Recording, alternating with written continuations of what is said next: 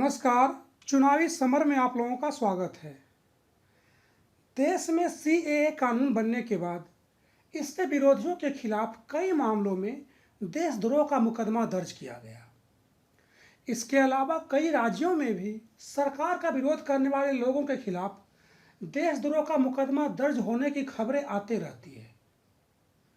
जाहिर सी बात है कि देशद्रोह का मुकदमा एक तरह से सत्ताधारी पक्ष के लोगों के द्वारा विरोधियों के खिलाफ हथियार सा बन गया है।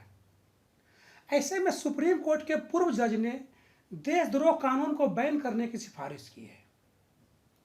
आपको बता दें कि सुप्रीम कोर्ट के रिटायर्ड जज जस्टिस रोहिंटन फली नरीमन ने देशद्रोह कानून को रद्द करने की वकालत की है। जस्टिस नरीमन ने कहा कि सुप्रीम कोर्ट को देशद्रोह कानून को रद्द करना चाहिए।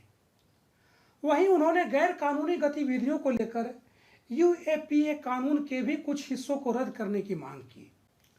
जस्टिस आरएफ नरीमन ने कहा कि वह सुप्रीम कोर्ट से आग्रह करते हैं कि वह उसके सामने लंबित देशद्रोह कानून के मामलों को वापस केंद्र के पास न भेजे। उन्होंने कहा कि सरकारें आएंगी और जाएंगी, लेकिन अदालत के लिए यह महत्वपूर्ण है कि वह अपनी शक्ति का उपयोग करे और धारा 124A और यूएपीए के कुछ हिस्सों को खत्म करे, जिससे यहाँ के नागरिक खुलकर सांस लेंगे। उन्होंने कहा कि भारत का चीन और पाकिस्तान से युद्ध हुआ, उसके बाद ये औपनिवेशिक कानून, गैर कानूनी गतिविधि निषेध अधिनियम आदि बनाए गए।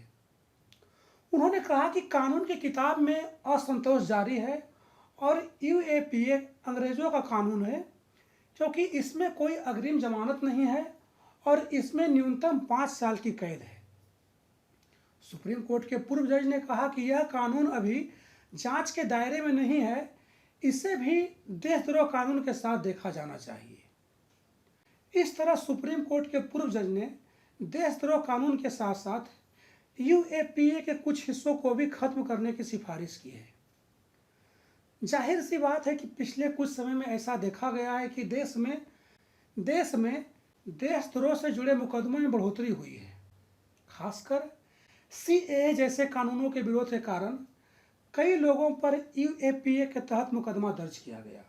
यह सब ऐसे मुकदमे हैं जो अगर एक बार आरोपी पर दर्ज हो गए तो पीड़ित व्यक्ति को इसका जिंदगी भर नुकसान उठाना पड़ता है। ऐसे में सुप्रीम कोर्ट के जज ने इन कानूनों को बैन करने की सिफारिश करके उन्होंने एक तरह से केंद्र के साथ साथ राज्य सरकारों से भी वह हथियार छीनने की कोशिश की है जिसके द्वारा वे अभी तक विरोधियों को डराने का काम करते थे। ऐसे में देखना यह है कि इस मामले में सुप्रीम कोर्ट के तरफ से क्या एक्शन लिया जाता है। धन्यवाद।